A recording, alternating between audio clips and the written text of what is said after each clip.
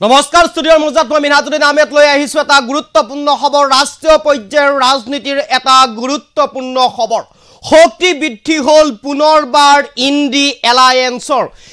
এলায়েন্সক এতিয়া সম্পূৰ্ণভাৱে সমৰ্থন জনাব বিজু জনতা দলে বিজেডিয়ে ইতিমধ্যে সক্ৰিয়ভাৱে বিৰোধীক সমৰ্থন জনোৱাৰ কথা উল্লেখ কৰিছে আৰু ইতিমধ্যে বিজেডিৰ শীৰ্ষ নেতৃত্বৰে হোৱা আলোচনাৰ পিছতেই এই সিদ্ধান্ত গ্ৰহণ কৰিছে বিজেডিয়ে আৰু বিজেডিৰ মুখ্য নবীন পাটনায়কে ঘোষণা কৰিছে এই কথা এতিয়াৰে পৰা সম্পূৰ্ণৰূপে সক্ৰিয়ভাৱে বিৰোধীক অৰ্থাৎ ইন্ডি এলায়েন্সক সম্পূৰ্ণ সহযোগিতা আগবঢ়াব লগতে সক্ৰিয়ভাৱে সমৰ্থন জনাব বিজেডিয়ে আৰু এতিয়াৰে পৰা আৰু অধিক শক্তিশালী হল ইন্ডিয়া এলায়েন্স আৰু শক্তি বৃদ্ধি হল ইন্ডিয়াৰ বিৰোধীৰ সৈতে এক হোৱাৰ দিশে এতিয়া বিজেডি আৰু এই মুহূৰ্তত গুৰুত্বপূৰ্ণ খবৰটো আপোনালোকৰ বাবে লৈ আহিবৰ কাৰণে চেষ্টা কৰিছো শক্তি বৃদ্ধি হল ইন্ডিয়াৰ আৰু ইন্ডি এলায়েন্সৰ শক্তি এতিয়াৰে পৰা বৃদ্ধি হল বিজেপিৰ বিৰুদ্ধে বিৰোধীৰ সৈতে একত্ৰিত হোৱাৰ দিশে এতিয়া বিজু জনতা দল এতিয়াৰে পৰা আৰু অধিক শক্তি বৃদ্ধি পালে বিৰোধী শক্তিৰ আৰু অধিক বৃদ্ধি পালে এতিয়াৰে পৰা বিৰোধীৰ লগত এক হোৱাৰ প্ৰস্তুতি প্ৰায় সম্পূৰ্ণ বিজু জনতা দলৰ ৰাজ্যসভাত বিৰোধী গোটত সমৰ্থন আগবঢ়াব বিজেপিয়ে যেহেতুকে লোকসভাত তেওঁলোকৰ সাংসদ নাই সেইবাবে ৰাজ্যসভাতেই বিৰোধী দলক সমৰ্থন জনাব বিজেপিয়ে উৰিষ্যাৰ সমস্যাক গুৰুত্ব নিদিয়াৰ অভিযোগত এই সিদ্ধান্ত গ্ৰহণ কৰিছে বিজেডিয়ে অৰ্থাৎ উৰিষ্যাৰ সমস্যাসমূহক লৈ বিজেপিয়ে কোনো ধৰণৰ গুৰুত্ব প্ৰদান নকৰাৰ বাবে এই সিদ্ধান্ত গ্ৰহণ কৰিছে বিজেডিয়ে 9 গৰাকী সাংসদৰে বিৰোধী শক্তিক সমৰ্থন জনাব বিজেডিয়ে আটাইতকৈ গুৰুত্বপূৰ্ণ খবৰ উৰিষ্যাৰ বিজেডি দলৰ প্ৰাক্তন মুখ্যমন্ত্ৰী নবীন পাটনায়কে জনাইছে এই কথা এক শীৰ্ষ পৰ্যায়ৰ যি আলোচনা হৈছিল শীৰ্ষ পৰ্যায়ত আলোচনা হোৱাৰ পিছত এই সিদ্ধান্ত গ্ৰহণ কৰিছে বিজু জনতা দলে শক্তিশালী ৰূপত এতিয়াৰে পৰা প্ৰতিটো ক্ষেত্ৰতেই প্ৰতিটো কথাতেই সমৰ্থন জনাব বিৰোধী ঐক্য দলক আৰু শক্তি বৃদ্ধি হল এতিয়াৰে পৰা ইন্ডিয়াৰ অৰ্থাৎ ইন্ডি এলায়েন্সৰ এতিয়াৰে পৰা আৰু অধিক শক্তি বৃদ্ধি হল যেহেতুকে উৰিষ্যাৰ প্ৰাক্তন মুখ্যমন্ত্ৰী নবীন পাটনায়কে এই সিদ্ধান্ত গ্ৰহণ কৰিছে অৰ্থাৎ বিজু জনতা দলে এই সিদ্ধান্ত গ্ৰহণ কৰিছে আৰু এই সিদ্ধান্তৰ পিছতে এতিয়া আৰু এক খলকনিৰ সৃষ্টি কৰিছে ৰাষ্ট্ৰীয় পৰ্যায়ৰ ৰাজনীতিত বিজু জনতা দলে এই সিদ্ধান্ত গ্ৰহণ কৰিছে যেহেতুকে উৰিষ্যাৰ প্ৰাক্তন মুখ্যমন্ত্ৰী আছিলে প্ৰায় 24 বছৰ মুখ্যমন্ত্ৰীৰ পদ অলংকিত কৰিছিলে প্ৰায় 24 বছৰ ধৰি মুখ্যমন্ত্ৰীৰ দৰে আসন অলংকিত কৰিছিলে বিজু জনতা দলৰ পৰা নবীন পাটনায়কে আৰু বিজু জনতা দলৰ শাসন চলিছিলে প্ৰায় 24টা বছৰ উৰিষ্যাত আৰু তাৰ পিছতে এই যেহেতুকে এইবাৰ বিধানসভা নিৰ্বাচনতে এনেদৰে এতিয়া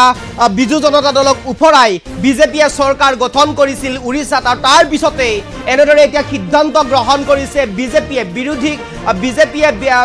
বিজেডিয়ে আৰু বিজেপিৰ বিৰুদ্ধে একত্ৰিত হোৱাৰ দিশে এতিয়া বিজেডি আৰু নবীন পাটনায়কে জনালে এই কথা আৰু নবীন পাটনায়কে এক শীৰ্ষ পৰ্যায়ৰ আলোচনাৰ পিছতে এই সিদ্ধান্ত গ্ৰহণ কৰিছে যেহেতুকে বিজেপিয়ে উৰিষ্যাৰ সমস্যাসমূহক কোনো ধৰণে গুৰুত্ব প্ৰদান নকৰাৰ অভিযোগ উত্থাপন কৰিছে কোনো ধৰণৰ সমস্যাৰ প্ৰতি গাৰা দিয়া মন্তব্য কৰে বিজেপি আৰু যাৰ বাবে এনেধৰণৰ সিদ্ধান্ত গ্ৰহণ কৰিছে এতিয়া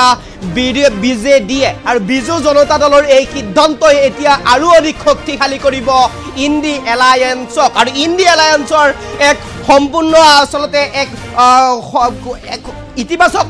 ইতিবাচক খবৰ বুলি ক'ব লাগিব ইন্ডি এলায়েন্সৰ বাবে এটা ভাল খবৰ বুলি ক'ব লাগিব কাৰণ ইন্ডি এলায়েন্সৰ আৰু অধিক শক্তি বৃদ্ধি পাব যেহেতুকে উল্লেখ্য যে কোনো ধৰণৰ লোকসভাৰ সাংসদ নাই যদিও ৰাজ্যসভাত 9 গৰাকীকৈ সাংসদ আছে বিজু জনতা দলৰ আৰু এই 9 গৰাকী সাংসদৰে বিৰোধীক সমৰ্থন জনাব বিজেডিয়ে যেহেতুকে ৰাজ্যসভাত 9 গৰাকী সাংসদ আছে বিজেডিৰ আৰু এই 9 গৰাকী সাংসদৰে বিৰোধীক সমৰ্থন জনাব প্ৰতিটো ক্ষেত্ৰতে সহযোগিতা আগবঢ়াব আৰু তাৰ কথা ইতিমধ্যে ঘোষণা কৰিছে বিজেপিয়ে এই মুহূৰ্তত আটাইতকৈ গুৰুত্বপূৰ্ণ খবৰ এইটোৱে যে ৰাষ্ট্ৰীয় ৰাজনীতিত এই গুৰুত্বপূৰ্ণ খবৰটো যে ইতিমধ্যে ইন্ডিয়া এলায়েন্সক সম্পূৰ্ণ সহযোগিতা সম্পূৰ্ণ সমৰ্থন আগবঢ়াব বিজু জনতা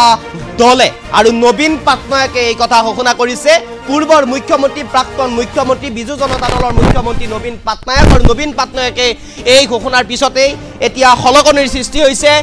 বিৰোধী ঐক্য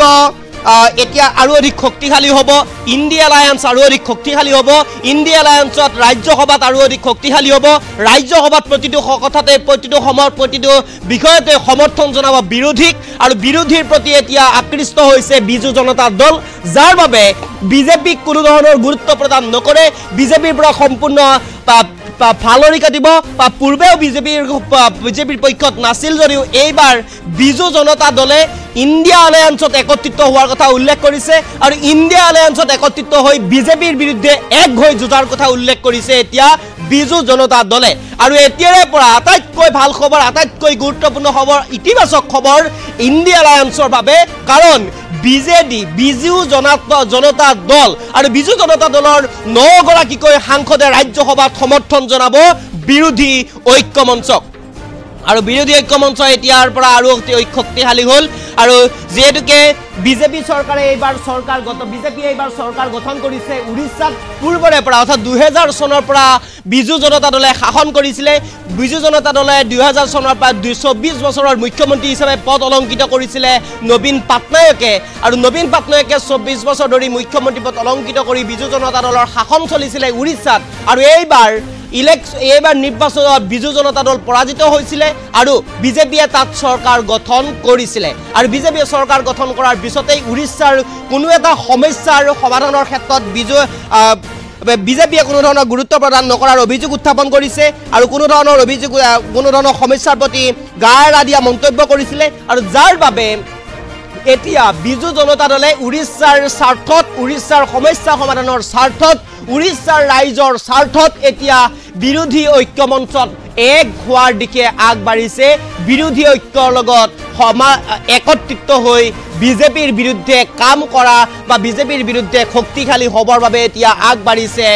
বিজেডি দল আৰু বিজেপিৰ বিৰুদ্ধে শক্তিশালী হ'বৰ বাবে একত্ৰিত হ'বৰ বাবে এতিয়া বিৰোধী ঐক্যত সামিল হ'বৰ বাবে মন মেলিছে আগবাঢ়িছে বিজু জনতা দলে আমি ইতিমধ্যে উল্লেখ কৰিছো 9 গৰাকী সাংসদ আছে ৰাজ্যসভাত আৰু 9 গৰাকী সাংসদৰে